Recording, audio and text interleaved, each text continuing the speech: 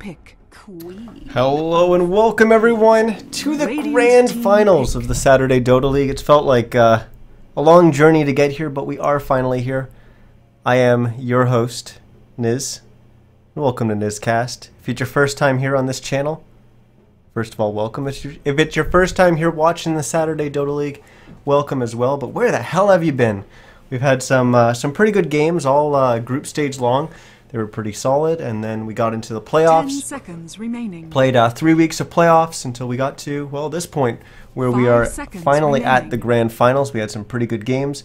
We had actually Boreal eSports and the Business Gaming. They both started off in the group stage in the same group, and they both came out of that group in first and second place, with Boreal eSports and the Business Gaming actually going against each other in the final week of the group stage.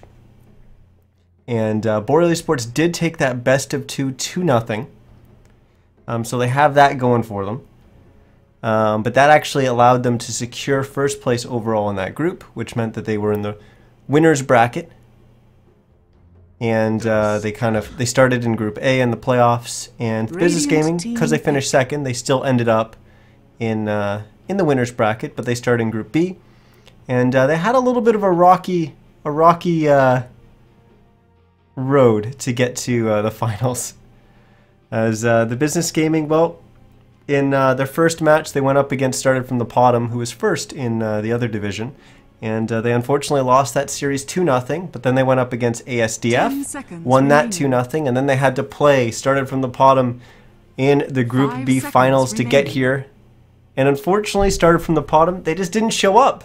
So the Business Gaming got a forfeit win and made it straight through to the grand finals. Boreal eSports had a little bit of a smoother path to get to the finals, as they just 2-0'd UTD Savants, and then they ended up having to play UTD Savants again in the Group A finals. They 2-0'd them one more time and got to the grand finals. One thing to note is that Boreal eSports, they finished 4-2 in the group stage, but those two losses were actually all the way back in week 1 when they went up against an ex-teammate of mine's team, 11, from No Broodmama. And they lost 2-0 in that series. And since then, Boreal eSports, they haven't dropped a game. They've been undefeated ever since week 1, all the way to now. And hopefully the Business Gaming is going to try and break that streak. But yeah, we've got $200 on the line here for the finale of Season 1 of the Saturday Dota League. If you do want to find out more about the Saturday Dota League, you can check out SaturdayDotaLeague.com. They'll give you a whole bunch of information about all the format and everything like that. There will be a Season 2. Don't know when it's going to start. We know it will be after the International, but you can stay tuned to that website. Check back there to find out if there's any kind of updates for that. But besides that, we've also got an in-game ticket for Saturday Dota League, and it's completely free. So if you want to hop into Dota TV and watch that way, you can do so. Just get into Dota, watch tab, amateur games for North America, and you'll find Saturday Dota League. You can see the logo up there in the top left right now. So you should be able to find it. And that actually allows you access to all the replays as well that we've had for pretty much all of SDL so far.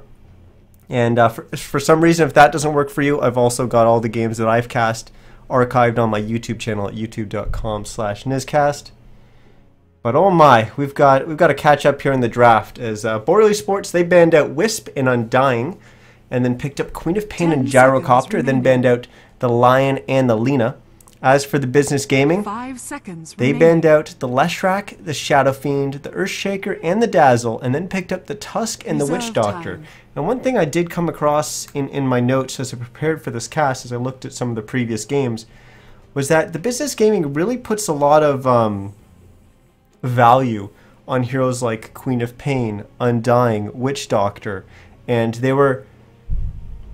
they also did their research with Boreal eSports, as Boreal's been pretty much 10 out of 10 playing the Tusk, and they were kind of one of the pioneers, one of the original teams, I'd say, to play the Tusk, as Jeppins is just outstanding on that hero.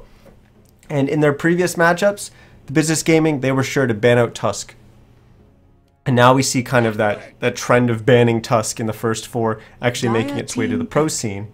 But most teams weren't doing that. It was kind of a respect ban. It was a kind of a respected ban for against when you go up against Boreal. But unfortunately, Boreal's actually not playing with Jeppins here tonight. And the Business Gaming decides not to ban Tusk, and instead they're going to pick it up for themselves. So this should make things pretty interesting. But so far we've got Clockwork also picked up by the Business Gaming, and that's actually quite interesting, I think, because now you've already picked up Tusk, which is one of these heroes that you typically see either run in the off lane or maybe done with some kind of aggressive lineup. We saw Boreal run that several times throughout this tournament. And now you've also picked up a Clockwork, so that immediately tells me Clockwork's going to be your offlaner. Tusk is going to be one of your supports to go up with the Witch Doctor. You've kind of got rid of the whole kind of versatility of the Tusk pick there. Not that that's a bad thing, but that is no longer there. So now we know the Tusk isn't going to be offlane.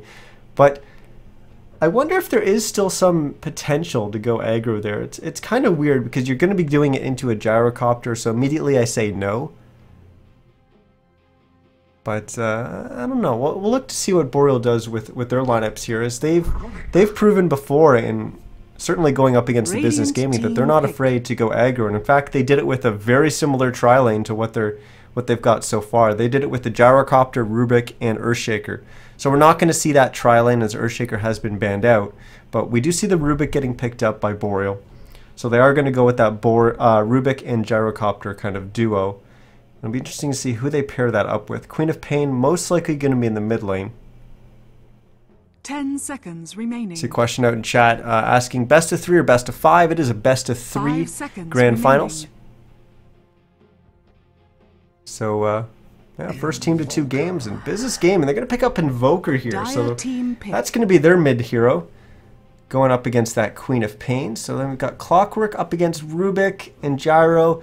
Rubik, one of the stronger heroes to go up against a Clockwork. Of course, Clock really reliant on his cogs to kind of keep him alive, and that's kind of his escape mechanism. When he's off lane, and Rubik can just lift him up and toss him back over the cogs. So Clockwork's going to have to watch out for that. It's also a Radiant side Clockwork, so nowhere near as strong as the Dire side, but it still can get some stuff done. Now Boreal also picking up a Lich. Interesting. So immediately this tells me they've got a pretty strong Radiant team duo with Gyrocopter and Rubik to go up against the Clockwork. Now they pick up a Lich. I think we're already seeing the makings of a 2-1-2 setup for Boreal.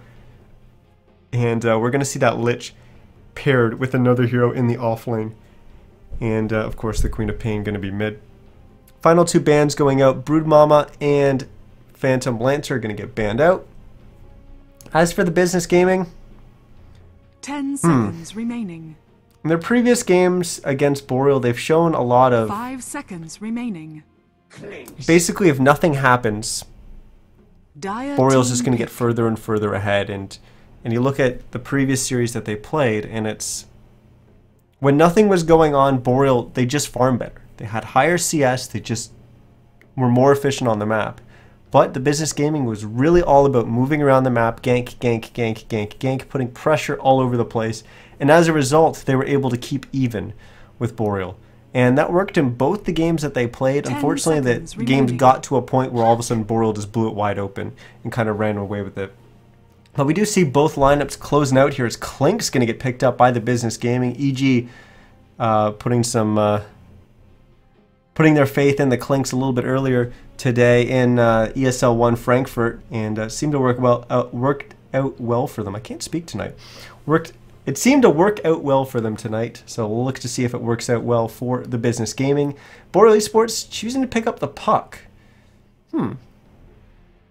It's not the kind of hero I was thinking of that you'd pick to actually pair with a Lich in the off lane, but I think they are still probably going to do that. We'll have to wait and see exactly how these lanes form, but before we do so, let's introduce the teams and the players. On the Radiant side, we've got the Business Gaming. Bellatrix is going to be playing their Witch Doctor. The captain, Z-Rock, is going to be playing the Tusk.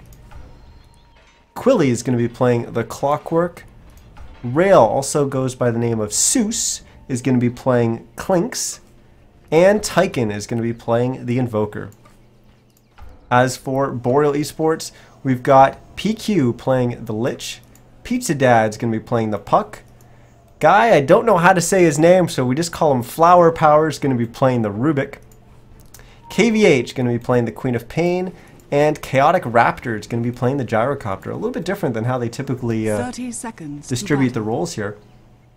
But they are playing without Jeppin, so maybe they're just kind of mixing it up a little bit. But interesting that these three heroes went down here into the Radiant Jungle to place this Observer Ward to block the pole camp. And that's... Are these heroes going to stay down here? You are going to end up with Clockwork against Gyrocopter, which should be Gyrocopter favored, but Gyro does have to kind of be careful.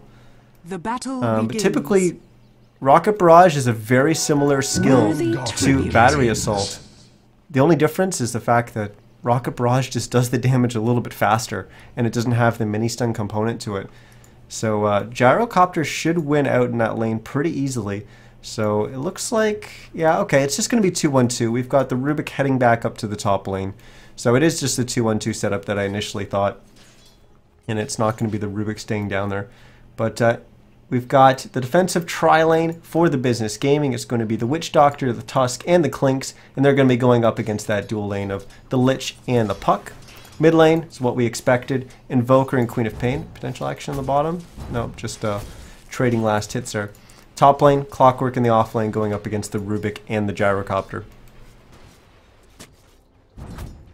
We've got one Observer Ward getting used by the Business Gaming to block up the pole camp. So both teams choosing to block the kill camp, and I apparently missed first blood in the bottom.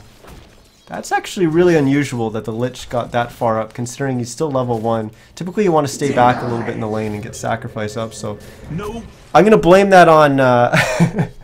Obviously, it's my fault missing the first blood there, but yeah, Lich taking a fall there, getting a little bit too aggressive, which is surprising because PQ's been playing pretty much out of his mind every single game I've seen him play in probably the last month.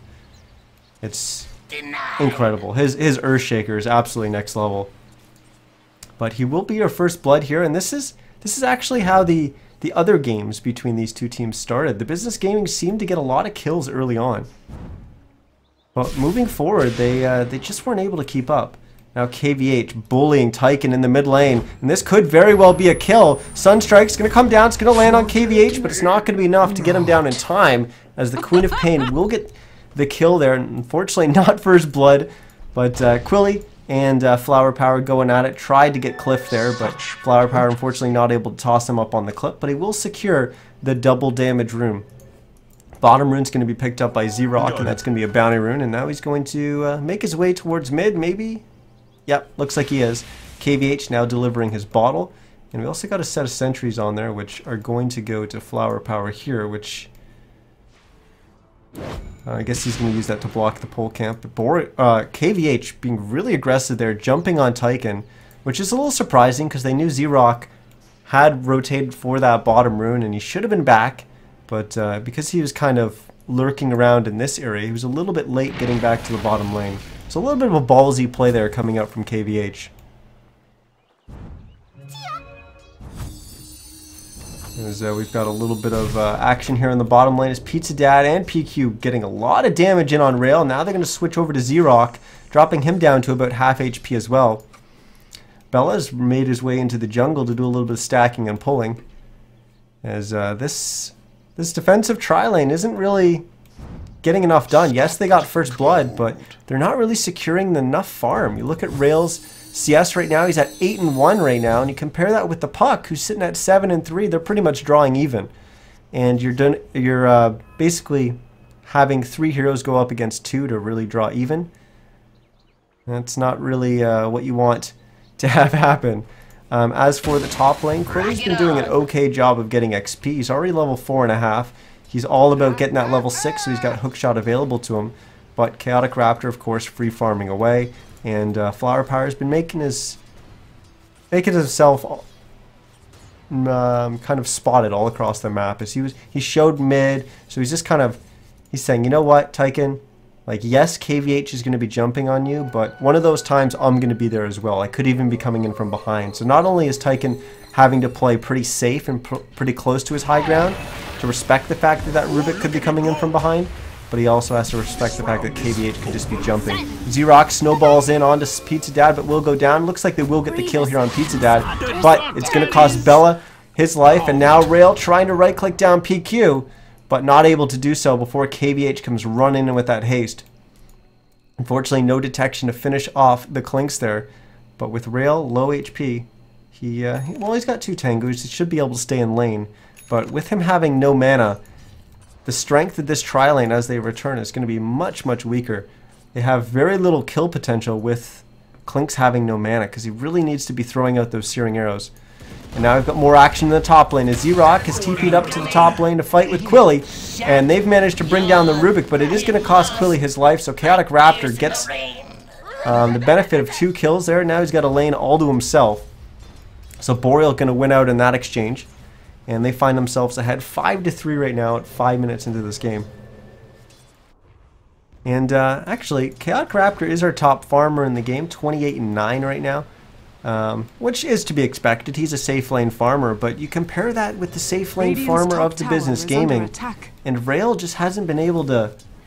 He hasn't been able to get that farm. Yes, it's kind of hard to last hit on a Clinks early on if you're not using Searing Arrows, but it's not a matter of the player not being able to last hit. It's a matter of them being able to easily secure this this farm. And once again, KVH going really aggressive in the mid lane, getting a kill on Tyken. Yeah, Rails is sitting down at 13-1 right now in his CS. You almost had it too. Almost dead even with the puck. And now, Puck's going to be in a little bit of trouble. Pizza Dad will jaunt away using his orb. Ice Shards will be a little bit off the mark, and PQ and Pizza Dad will both split around the edges of those Ice Shards and just run right back to the safety of their tower. So unfortunately, Business Gaming not able to get a kill there. But they will be able to secure the rune. It's a regen rune, which Tusk will definitely like. And he'll come and pick that up, and it's going to stop KVH from being able to get it. He's making his way down there and just actually used his blink. But they're going to choose not to go on him. As for a top rune, it was already picked up. Who picked that up? I must have missed it. Oh, it was KVH, so he actually did go up, get the top rune, and then make his way down. I thought his rotation was a little bit late. Didn't you? But he's found himself way out in front. 30-10 is his CS compared to Tyken at 21-3. And honestly, for an Invoker, this actually isn't that bad. Considering he has died twice already, his CS is actually still keeping him in the lane. Obviously, it's not ideal to die 2 times, and you're kind of in that mid lane going up against the Queen of Pain. But given that he has died 2 times, his CS is actually quite respectable. So that's kind of his saving grace right now. As we see potential action setting up in the bottom lane, Z-Rock and Bellatrix were sitting off to the side, but the 2 offlaners will just back away. As we're going to get some observer wards picked up by Flower Powers. Interesting to see where he chooses to use those. Right now they've got basically this 1 ward protecting them in the safe lane, and that would have helped when the Tusk TP'd up here so that they were able to turn it around. But it'll be interesting to see what they choose to use with those observer wards, if it's going to show a little bit more aggression for them, if they're going to choose to really push towers, or whether they're just going to sit back and farm a little bit, get some more CS on the gyrocopter, because so far so good, right? They're finding themselves, just with everything going as it is, they're finding themselves get a little bit further and further ahead as the minutes tick on. KVH finds another bounty rune, and well, he's not going right back to the lane. He's going to cut off Tyken here. And he's got Sonic Wave available to him. Well, is he going to dive in here? He may actually wait until the creeps clash at the tower, but I think they're not going to clash under tower. No, they won't. Yes, they will, actually. So the tower is attacking here. It is going to soak up a little bit of those first initial tower hits if he chooses to actually dive under tower here. And he's going to do just that, but actually not choosing to go for it. It would have been a little bit of a risky play, especially with KVH being so far ahead in this lane. Why risk it? You pretty much just want to go for those situations where you know it's going to be nice and even, and or you're going to be slightly advantageous, and you definitely don't want to go into something that could very easily tip the scales the other way, especially when you've already got a little bit of an advantage going in. How's the puck doing so far? We haven't checked on the mana. In fact, not checked on the gold, but he's going to use the Dream Coil here. And Tusk just going to drop into a snowball. Now he's going to go snowballing in after the puck, but he's just going to disengage after that. But there comes the Chain Frost. Will it bounce back to him? It will. As PQ going to get the kill there. Z-Rock taking a fall. And now Bella is going to back to the safety of his tower, but we'll enjoy a few last hits here. Unfortunately missed that one, but just didn't really have time to prepare for that last hit, as he needed to hit the creep twice. Tyken sitting at 1,400 gold. Looks like he's probably going for a Midas, as we typically see Invokers get. And now we've got Z-Rock TPing into the mid lane. Are they going to try to go on KVH here? I don't think they really have the kill potential. They need level 6 onto Z-Rock. Action in the bottom lane as Bella got low. And now he's going to try and dive under tower. Oh no, PQ is going to try to cut him off. He actually gets completely blocked by his own creeps. Which side are these creeps on? But he will go down as Boreal now find themselves ahead 9-3 right now as we hit the 10-minute mark, and we're going to switch on over to net worth. But before we do so, we've got Z-Rock going after Flower Power, but KVH is up here. I don't think he's going to be able to get this kill if he had Waller's Punch easily. But now Quilly's going to come in to help him out, so he will get the kill. But unfortunately will cost Z-Rock his life. Chaotic Raptor coming in now, and Quilly trying to run for his life. Sunstrike's going to come in, and with Rail popping out of Invis, they will drop the Gyrocopter. It does cost them their clockwork, but that's definitely a trade in favor of the Business Gaming. Rail now going to try to chase down KVH. He doesn't have mana to blink, but he does have one charge on his magic wand, and of course he can switch his treads, so he should be able to have mana to blink away here if he does so. And a little bit of juking there as Rail goes away, and ooh, TP almost getting cancelled there by Z-Rock with the snowball, but unfortunately just doesn't land in time. Well, I mentioned a little bit about the net worth. We can see the net worth in our top left now is the Queen of Pain well out in front. KVH off to a terrific start as he's 800 gold ahead of anyone else in the game, and that hero's on his team, which is also 1,000 gold ahead of the next contender. So the top two farmers on Boreal are way out in front. Puck doing quite well for himself as well. He's pretty much drawn even with the Invoker, the mid laner on the other team. So Puck looking pretty good so far as well. And pretty much everyone, all three lanes of Boreal looking pretty strong right now. But we've only got 500 gold on Pizza Dad right now, so he's going to be a little ways before we're going to get the Blink Dagger up on him. PQ is doing quite well for himself as well in the support Lich, and they're going to get a little bit more gold here as they go for a kill on Z-Rock, but we might have some TP support coming in. Apparently not. Everyone else is busy. Where is Bella? Why doesn't Bella TP down here? Well, we are going to lose the Tusk. I mean, I guess it would have been a little risky to go back in at the end. I don't know. I think an earlier TP there definitely would have helped. A cast bouncing around between those two heroes, diving under the tower, could have been huge. Unfortunately, Quilly's TP was on cooldown. We see it was actually still on cooldown. It was on cooldown by about 36 seconds, I think, when I checked.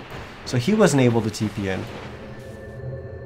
But if Bella TP'd in there, Cask plus Sunstrike, we probably easily could have got a return kill on there, and maybe even just with the TPs kept the Tusk alive.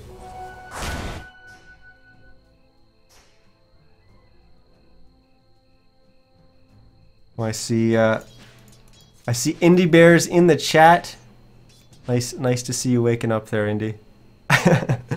Well, hopefully we'll try to get Indy Bear in here for next game to co-cast with me. As we see them potentially trying to set something up here mid on KVH, but still no level 6 onto Z-Rock, and this is so important. They need to find a place to park this Tusk and just get him some experience. Looks like they're actually going to do it mid as Invoker's taken to the jungle. And without level 6 on the Tusk, there's really no kill potential. Yeah, he can snowball in. Yeah, he can ice shards. And oh, we're going to have a Dream Coil on the bottom as Bella's in trouble. And now we will have some TP response. It's Quilly, but the Witch Doctor's already down. Pizza Dad's actually just going to TP away. He had no mana. But Quilly will find a kill, a return kill onto PQ. Again? And that's actually an okay trade.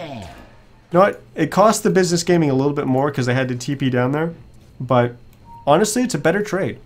You're killing a Lich, which is a support. You're losing a support. It's not the biggest difference in the world. They are 2 supports, but you are behind right now. And any kill for a Clockwork is going to be a good kill. Now he's a hero that wants to snowball. He doesn't snowball as hard as something like a Queen of Pain or a Storm Spirit or something like that. But Clockwork does snowball. If he gets his items going early, he can pretty much just dive into the enemy team and not really worry about dying. As you see, Quilly's his item progression's a little bit slow so far, but he'll look to pick that up. He has been having an impact on the game as he's been a part of 4 kills so far for the Business Gaming. They've only got 6, so ooh, Yule Scepter from Tyken will save himself from that Sonic Wave. It was a Yule's that he picked up, not a Midas, but he will still go down in the end as PQ is able to finish that off with the help of Pizza Dad. Radiant's bottom tower is under attack. 15 to 6 now. Boreal find themselves even further ahead. Now they take a tier 1 as well. Bella, sensing that they are going to lose control of their jungle, going to drop the Observer Ward in the middle of the Radiant jungle. That's going to at least help them to farm maybe up to pretty much around here. Even still, it's a little risky because you can engage from there. As in the top lane, Rail trying to get something done by himself, but unfortunately will go down to Chaotic Raptor. I'm guessing Flower Power was in there behind, got the lift off, and that's how we lost the Clinks. KBH now taking the mid tier 1. Now he's going to look to try and just farm a little bit up here, but just back away. Let's actually quickly cycle through all our heroes and see who's getting what. We don't have much item progression on Bella, just regular boots and a magic wand. We got Tusk. He has hit level 6, about to hit level 7 actually, but he's gone with a bracer. Interesting. I wonder if he's going to build that into a drums or just kind of a casual bracer to get his HP up right now. We've got a little bit of action here as Quilly is going to try and combine with Z-Rock here for a kill onto Pizza Dad, and they do so. But I don't think Z-Rock's going to be able to get on out of here. He does have his magic stick available to him. He will pop it. Does have Walrus Punch, but KBH is going to get him with the Scream of Pain before he's able to do so. We did lose PQ as well in the background as Rail managed to finish off that kill. But KVH will get away to safety. And again, another exchange that has actually gone in favor of the Business Gaming, so they're starting to bring this game back. And that's good to see, because in the previous series that these two teams played against each other, it was kind of going the other way around. I can't speak today, guys. other way around, as they were basically making good rotations early, and that allowed them to get some kills. They missed another kill in the top lane. They were able to get some kills, but as the game went on, they fell further and further behind. And one of the games, they actually were able to bring the game back with some good rotations, but just wasn't really working out for them. Tyken's going to take a fall here as KVH starting to show just how hard a Queen of Pain can snowball out of control, as she's going to pop in with that level 2 Sonic Wave, finish him off. But the reason he was able to do so is because he's got a Scythe of Vice. And with that, I need to cycle through these heroes a little bit quicker. Quilly almost done his Blade Mail. Rail has picked up a Mithril Hammer. Looks like he's going for the Desolator build, not the Orchid build of old. And this was the same build that Fear was using for EG and ESL 1 earlier. We did lose Tyken in that gank in the top lane, but he does still have that Yule Scepter and a phase. Boots Z-Rock going to go down here once again. And now we move on to Boreal eSports. Take a look at their items, and we're going to see just how many items they've got as PQ. Radiant's top tower is under I mean, this is an off-lane support Lich. He's a position 4 Lich, and he's doing quite well for himself. He's got an urn, he's got his upgraded wand, he's got his Dust of Appearance, he's got 1400 gold. So whether he'll choose to go with his Tranquils or go for a mech, or I mean, there's a lot of different routes he can go for with this one. Could even just go for something like a Force Staff. He's actually going to go Aghanim Scepter, so he's going to pick up the point booster for that. More actions. Quilly's going to go down here as Boreal eSports just starting to run all over this game. Z-Rock will TP on in, but may have been a little bit of a bad decision as he's going to go down. It's going to be 3 quick kills for Boreal eSports there. As let's finish taking a look at everyone on the side of Boreal eSports. So we've got that Sheepstick, as I previously mentioned, on KVH. The position 5 Rubik. He's got his Arcanes. and looking pretty good in his item progression. We got a 4-staff for Pizza Dad on the puck, so choosing not to go with the Blink Dagger, but he is sitting at another 1,500 gold, so could very well go for a Blink Dagger as well. KVH actually getting caught here with the Yule Scepter, but will be able to blink away. The Meatball and the Sunstrike not enough to finish him off. Deafening Blast was used as well, and that actually was stolen by the Rubik, so he's going to have that available to him. And that leaves us with our last hero. It's the Gyrocopter, as he's already got his drums, Helm of the Dominator, he's got an Ogre Club, most likely building that into a BKB. So the item's looking pretty good so far for Boreal eSports, and the only thing that's really kind of progressed so far for them recently is the Blade Mail getting finished by the Clockwork. But they're going to look to turn that around, as they're going to smoke up as 3 here and try and get a kill. Tranquil Boots getting picked up by the Lich, as they're very separated right now. Bella's going to lead the way, and it's just, Smoke's just going to get popped, and it's just kind of a wasted smoke. Not really sure why the Witch Doctor was so far ahead of everyone there. But Quilly on the other side of the river looking for a hook shot. Double damage bottle. They do need to be careful. There are a lot of heroes from Boreal eSports hookshot off the mark coming from the bottom lane, and Pizza Dad has picked up a Blink Dagger with that gold. So he hasn't shown that just yet. He will show it now to these mid creeps, so they do know that there is a Blink Dagger on hand.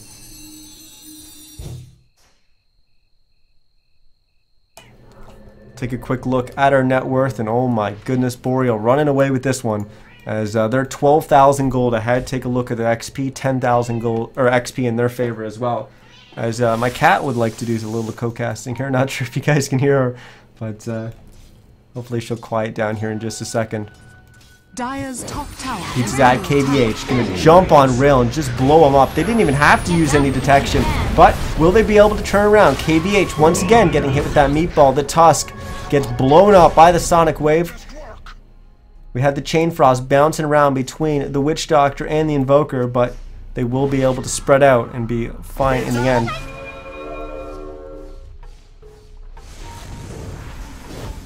Oh, Rail has made his way back into this. He will get a kill on Flower Power, but it's just going to be a dieback for him, as he's going to go down. KVH once again able to get away on very low HP. Quilly not able to finish off that kill. He's already used the hookshot to get on in there, so he's got no way to chase after a Blink Dagger. Now the Sheep Stick getting used onto Bella. We will see the Witch Doctor fall. And now Quilly going to try to do something all by himself here, but thinking a little bit better of it. Too far away from his tower to keep chasing. And the problem I have right now is Players here. going from here.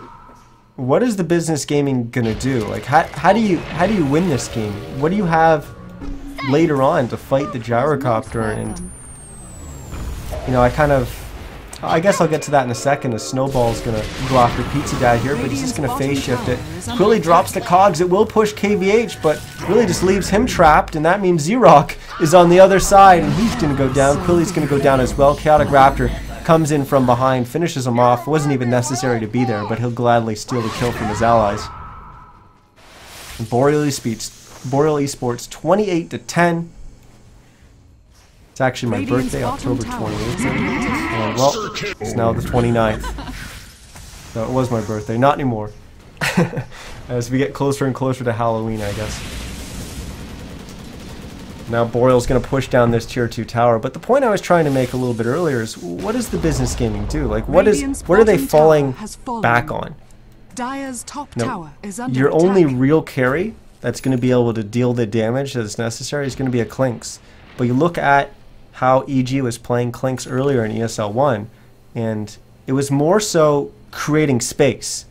You know, there was I mean, I guess I'm going to spoil a little bit here, but there was the first game between EG and Vici Gaming, where EG ran the Clinks, and they also ran a position 4 Naga with Aoi playing that, and they had kind of a natural transition. They had an Earthshaker in the off lane, so the Naga kind of transitions to 3 as the game goes on. But then as the game goes on, we have the Clinks then just creating space, and the Naga slowly works her way up in the net worth. We actually saw Aoi make his way all the way to number 1 on the net worth, and he basically became the position 1. We don't have anything like this. This Clinks, it's not just about him creating space. He's got to not only create space, but also deal the late game damage to win them the game. As we see another kill going in favor of Boreal eSports. As the business gaming, they're just kind of all over the place in that engagement. They were trying to do something to stop the Roche, but just wasn't really going to work out for them. They were kind of half devoted to defending there. Oh my, we've got the Aghanim Scepter getting finished by the Lich now. So, if you weren't scared of Chain Frost before, you better be now. But the business gaming will get a tower here, so a little bit more gold going in their pockets. It is just their second tower taken of the game. They have taken the tier 1 in the bottom. Still haven't, well, pretty much done much damage at all to the tier 1 in the mid. So they've got a lot of gold left on the map, left for them to take in these towers. And you know what? That's a little bit surprising as well, because Klink's one of these heroes that really chews through towers very, very quickly. And for them to have only taken 2. Tyken getting chased down, trying to run away, just types and checks. Like, fuck off, guys. Like, just leave me alone. He will go down in the end as they're going to catch him. Hook shot getting used there by the Rubik. There's more action in the mid lane as KVH, we just saw him complete Necrobook 2. You will find not 1 but 2 kills as he's going to drop Quilly there with the help of Chaotic Raptor. And this one, like I said, I just don't see how the business gaming is going to be able to get themselves back in this game. As Boreal eSports, they're 3 times as many kills. We take a look at the gold graph. They're almost 20,000 gold ahead, and now they're knocking on the door of the business gaming, starting to break this high ground. The tier 3 is going to go down pretty much right after this glyph, as the glyph's not going to last long enough for the heroes on the business gaming to all respawn. Radiant's middle tower has fallen. But we will have the Invoker respawning 5 seconds till the Clockwork, but now they've just lost their Witch Doctor, so they are going to be fighting 4v5 even with the Clockwork backup. Xerox snowballs in, doesn't get the punch off onto KVH to finish him off, and with that KVH gets away to safety, and we will lose the Tusk. Now the Clockwork is going to hook shot in, land a nice set of cogs, but there's really no follow-up because his team's all dead or running for their lives.